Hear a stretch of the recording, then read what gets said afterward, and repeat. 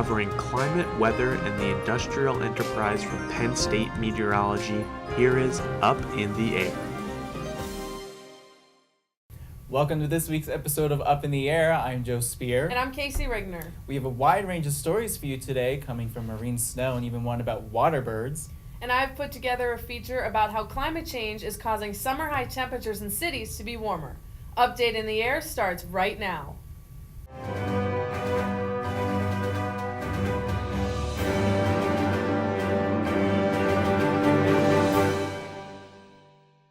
The water bird population is faltering as climate change alters their habitat. A study from Oregon State University observed several species of water birds like ducks, geese, and swans in the Great Basin.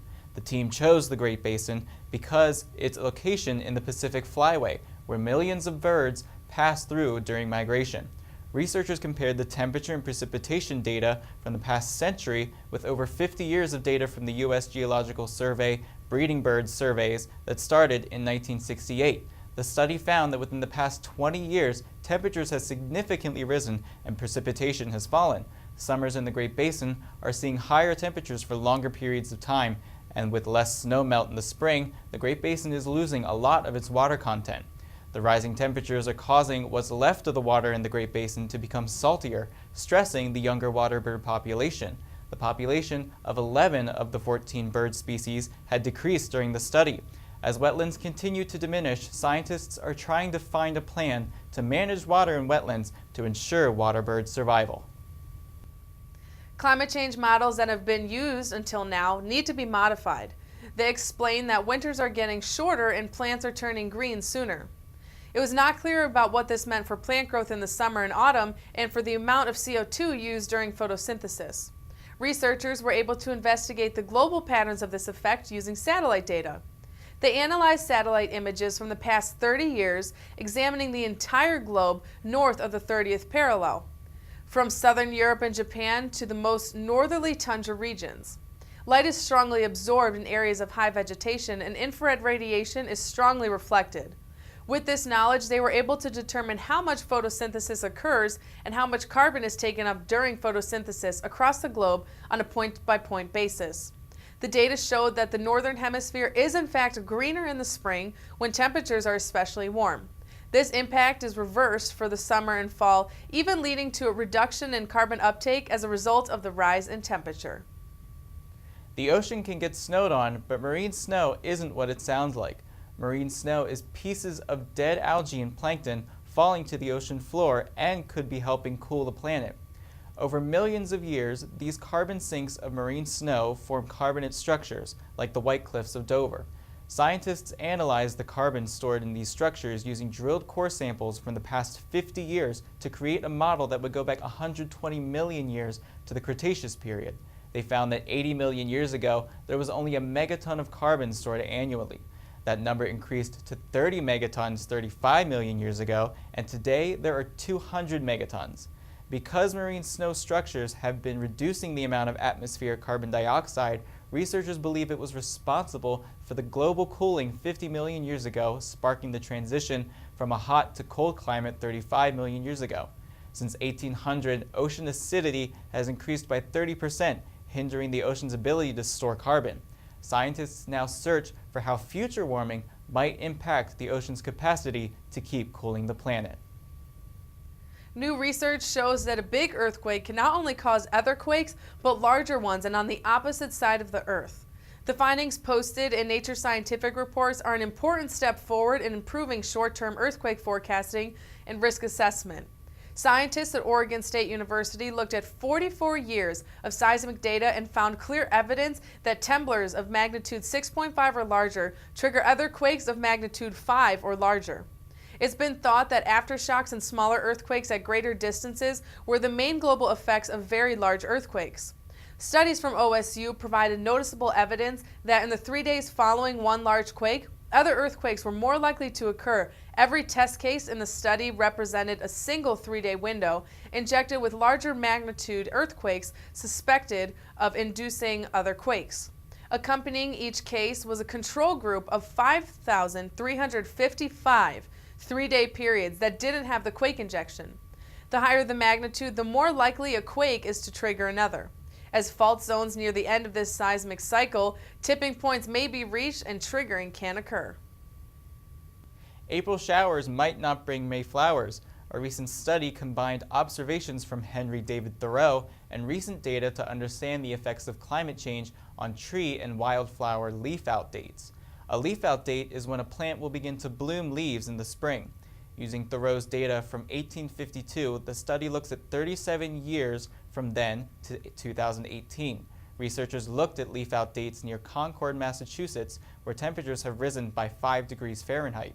They found that wildflowers are leafing out a week earlier and trees are leafing 2 weeks earlier compared to 160 years ago. In order to get a larger picture, the team also examined a forest outside of Pittsburgh in a long-term research experiment. Using this research, they found that trees and wildflowers do not experience the same effects from climate change with regards to leaf-out dates, and this could adversely affect how wildflowers are growing and blooming. The amount of time wildflowers have to photosynthesize before trees block the sun is declining, and as the planet is expected to warm another 4 to 8 degrees by 2080, we might not see any blooming at all. Our planet is constantly being bombarded by cosmic particles. At times, the streams of particles is particularly strong when a solar storm sweeps past. Solar storms are made up of high-energy particles unleashed from the sun by explosions on the star's surface.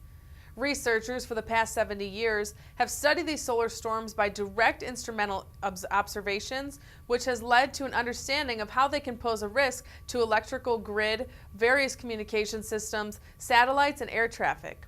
The researchers behind the new international study have used drilled samples of ice or ice cores to find clues about previous solar storms.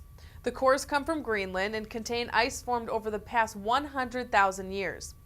The material contains evidence for a very powerful solar storm that occurred in 660 BC. Researchers point out that even though massive solar storms are rare, the new discovery shows that they are a naturally occurring effect of solar activity. Researchers argue that there is a need for greater awareness of the possibility of very strong solar storms and the vulnerability of our society.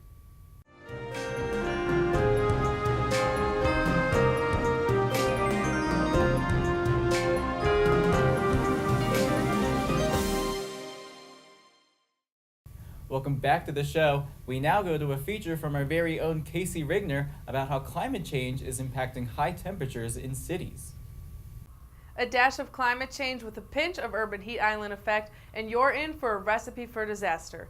Climate change has caused summers around the world to be warmer than they once were, especially in large cities. With carbon pollution on the rise, it's just one bad ingredient after another.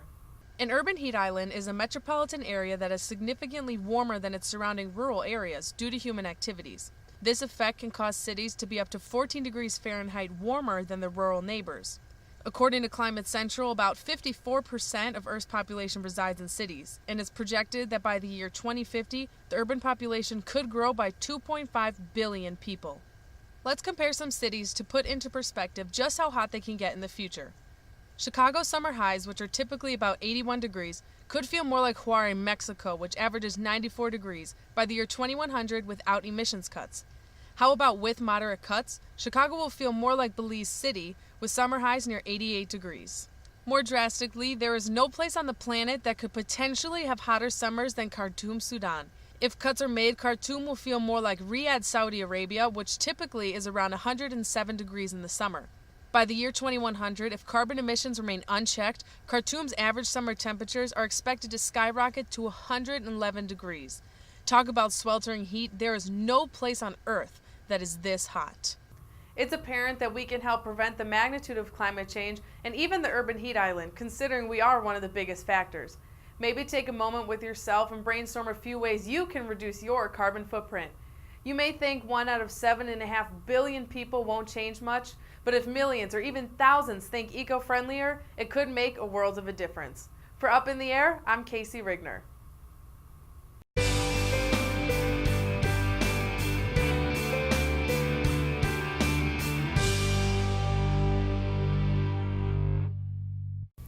Welcome back to the show. Well, Joe, spring officially started on Wednesday, the 20th.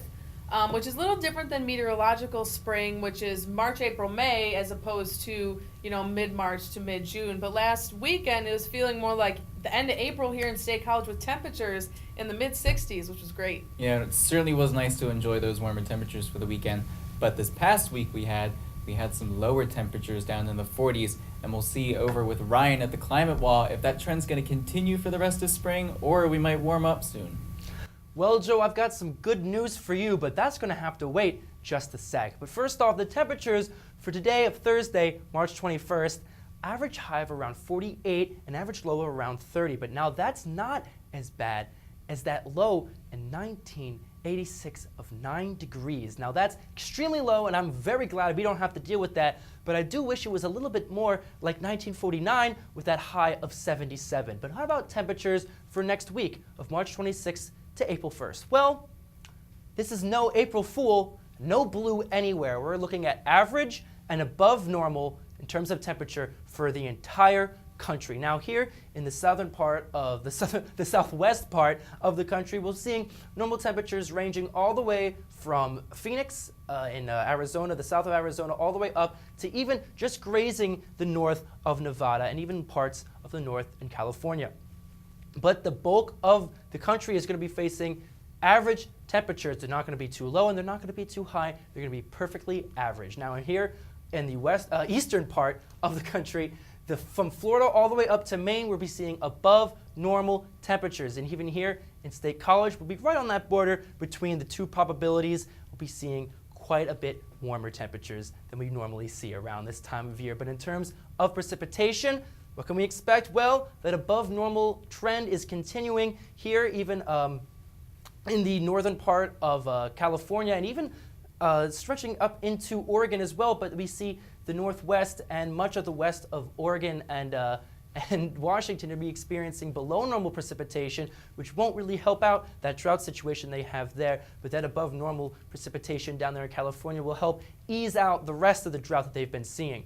Now here in the middle of the country, well, the southern part of the panhandle of Texas and even south of Texas and even into New Mexico and a little bit of Arizona, we'll be seeing below normal precipitation, while much of the northern part of the country will be in the above normal range. And here in the eastern part of the country, from Miami all the way to Maine, much like above average temperatures, they're going to be above average in precipitation, which we really don't need here in the eastern part of the country because we've been seeing that a whole lot, especially here in State College, where much of last semester and in the summer was above average in terms of precipitation. But drought, what can we expect? Well, here in the Four Corners region, still is the most drought we'll be seeing in the entire country, but California is almost clear from drought. A little bit of the southern part is still seeing a little bit of the drought, and the tiniest tip there in the northern part of California is seeing it as well. But much of Oregon has the second monopoly on the drought, and even a little bit in the north of Washington. But if we zoom on over to the eastern coast,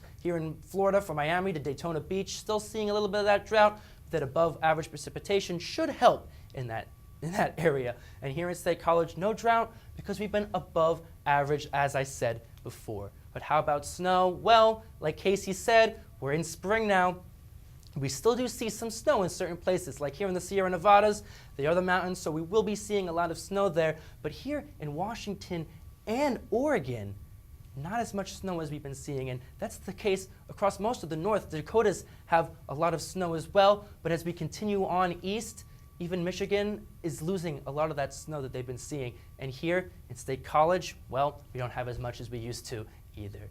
Now, how about the weekend forecast? Well, great news, 50 degrees and sunny on Saturday. Plenty of sunshine, and the clouds will roll in overnight and into Sunday with that 60 degrees, but it's still a pleasant treat. So Joe and Kasey, we will be seeing more spring weather. Well, we certainly love to see and hear that. It'll be a nice weekend to enjoy coming up. Right, you might want to head to the Arboretum or hang out in front of Old Main. I know I might. So I'm very much looking forward to the weekend with warmer temperatures and sunshine. Thank you so much for joining in with us this week. Make sure you catch us next weekend up in the air.